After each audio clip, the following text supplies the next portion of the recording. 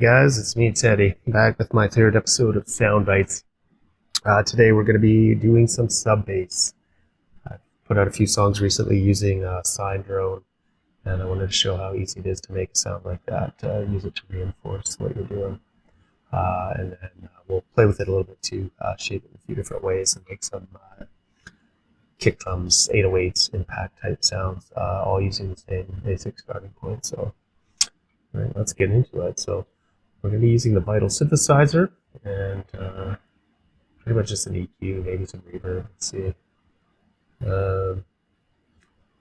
So we're going to try to make a bass drone. I'm going to just start by dropping the oscillator down 12. And we're playing with a simple sine wave. So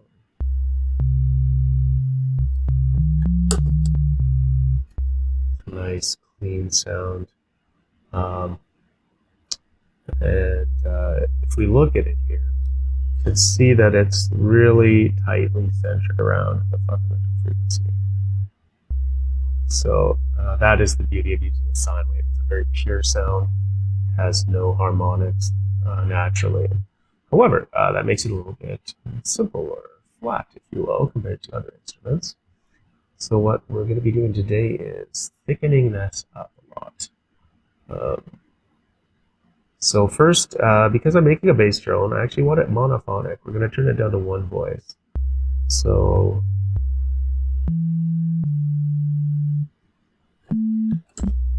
you'll see if I play multiple notes at a time, it's only going to play one note now.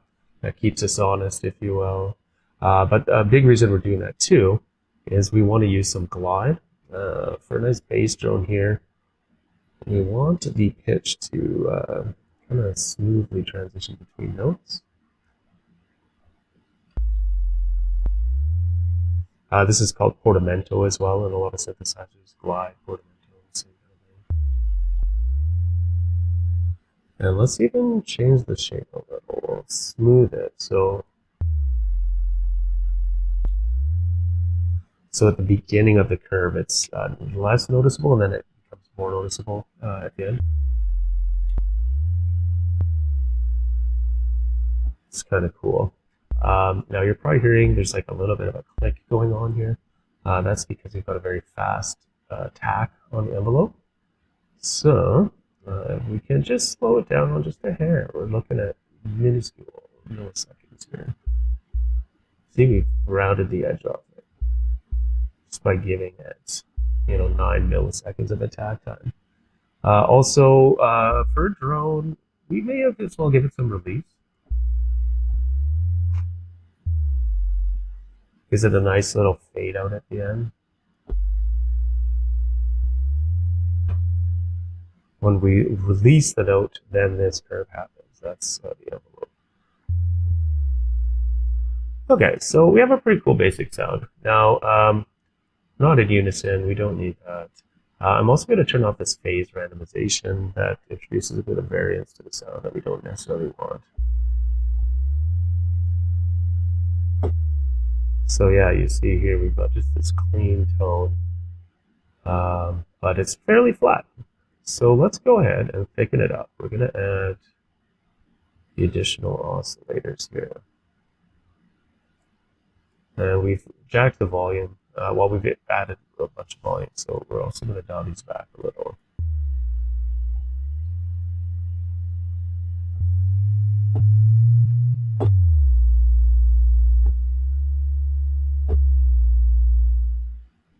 So it's done something. It's still very pure tone, right?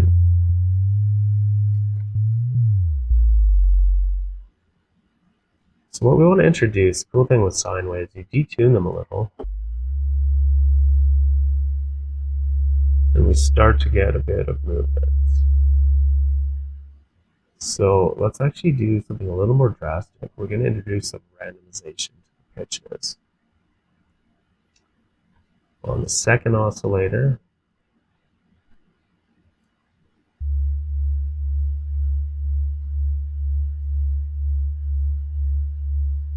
see how our waveform is starting to dance a little and wobble here. And now we're going to do a similar thing, but the opposite to our third oscillator. So now it's going to manipulate the pitch in a downward direction away from this one. So, or further away from this one than the first oscillator.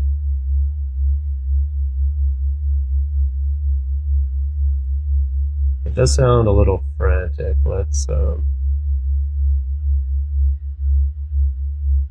maybe chill it down a little.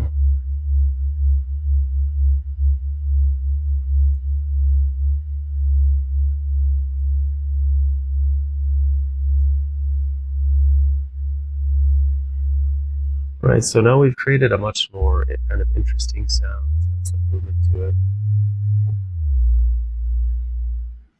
But what you might have noticed when we hold the note, see the volume is dancing all over the place. It's not really something we want. So first of all, yeah, we'll clean up all these phase randomizers.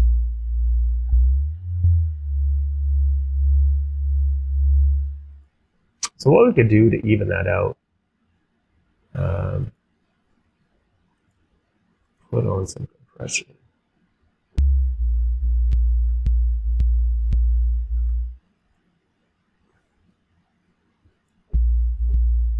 See, the compressor accentuated even that very short attack. So I had to dial it down a little bit further. So what we're trying to do in here,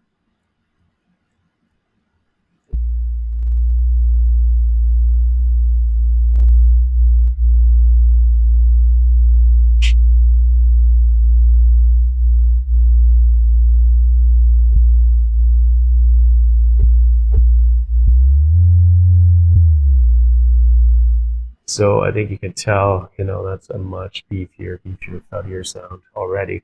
So we created some movement in it, but that, affected the volume. So then we use the compressor to smooth it out again into this fairly big wall of sound.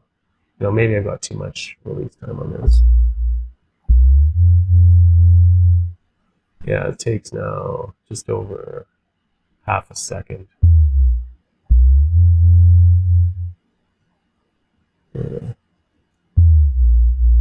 Again, you're going to probably want to manipulate this along with your other instruments. What the material you're writing to is, what the bass line is already doing, how much release you want, even potentially attack.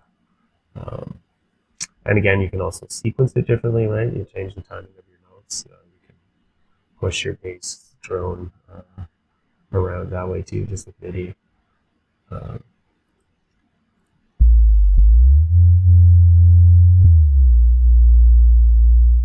Now let's play with it a little bit. We'll make it a little thicker. I'm going to introduce a bit of clipping to it. We don't want full mix.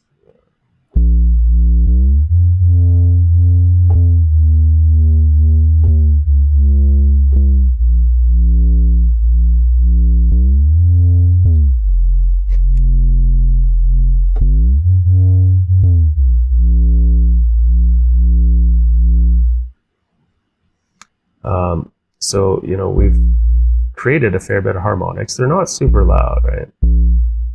But what you can definitely do, and it's often done in a mix here, is, to EQ it even further, just kill all the frequencies that might clash with your actual, double bass or bass guitar or, your other instruments in the lower registers. See, we've set it to 125 hertz, right? So this is really the low sub bass. It could even go as high as 250, but that'll cut off stuff like your cellos and, your bass guitars and the second octave and so on. But again, in the context of a mix, you gotta do what you gotta do, right? So when we bring it up here to like 240-ish, you see now we're letting that second harmonic, the octave harmonic, come through. So you can hear it, I think, It's already a thicker sound right there. But yeah, this is a great sound. It's a simple, effective tool to add weight to what else you got going on in a track. So yeah, so next up, I'm going to go a step into shaping it differently. So we're going to actually turn it into a kick drum here just by basically changing the envelope. Let's turn that on. So we had this nice warby type sound. And just sound design trick here, you know, we may as well save a copy of it while we're at it. Another one you can do, just quickly duplicate your track in Ableton and keep working. So we'll just give it a different color here, and you know, we could save this preset. Usually I make a bunch of stuff. I'll just fill up this until I'm done, and then I'll go back and figure out which ones I want to save and name as presets. All right, we're here. We're now going to make a kick drum envelope.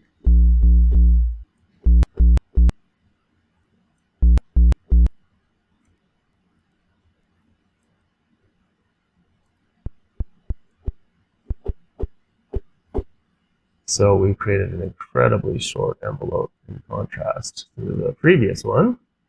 Oh, I guess we'll zoom as we can. This is what, 30 milliseconds? 0.27 milliseconds. And bring it out to 0.5. So you can kind of hear that. Now, this is only part of the trick of turning it into a kick drum. So that's the shape of the pitch envelope. But a kick drum as well, being a resonant drum, you hit it and then the pitch drops. It's so fast, it's hard to tell. You may not realize that, but that's how a kick drum sounds. So we're going to do a similar thing here. But this second envelope, we're doing it independently because we may need a different speed than this. But what it's going to control is the pitch of all the oscillators. And since I know I just wanted to drop an octave, I'm just going to enter the values here.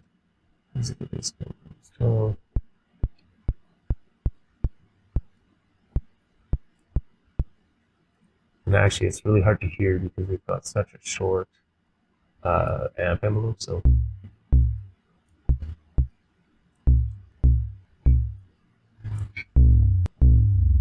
turning this one up for now so we can hear the curve we're making over here on the pitch. And obviously this is going to work better if I remember to hook up all the envelopes. So let's do that. Alright, yeah, it sounds like no need jungle bass. But that's literally how you make a pitch guide on your synthesizer. Well, one of the ways, of course. So yeah, we don't want a bass type. We're trying to make a kick drum, so we want it quite short.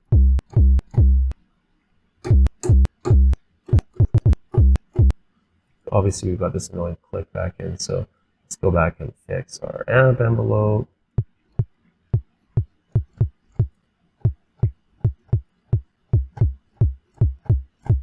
So yeah, now you know this is a kick drum. You can shape it however ways you want.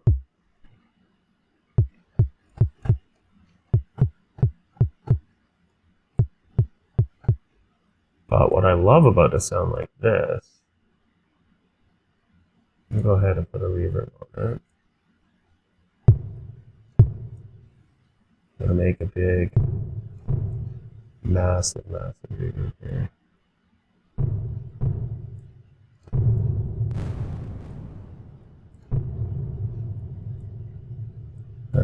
You may hear already where I'm going with this.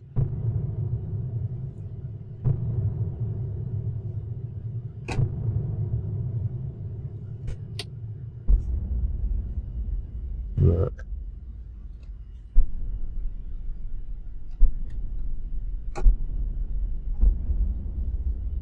And yeah, so maybe for a finishing touch, we're just gonna kill the high end on it.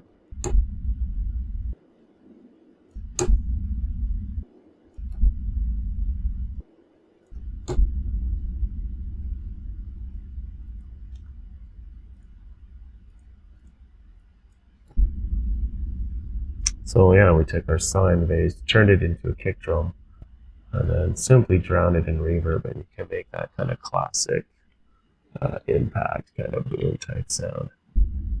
And there's, of course, many ways you can go with bass sounds. I'm trying to shorten up these videos, so that's why we're just going to stop here, made a few sounds, and hope you enjoyed. If you enjoyed the new tech I've added in, I've got some better camera and mic situation now, so these videos will be a little bit easier to follow and useful to you. And we'll try to keep them shorter, maybe 15 or 20 minutes. Anyways, thanks so much for tuning in. We'll see you around. This is Teddy.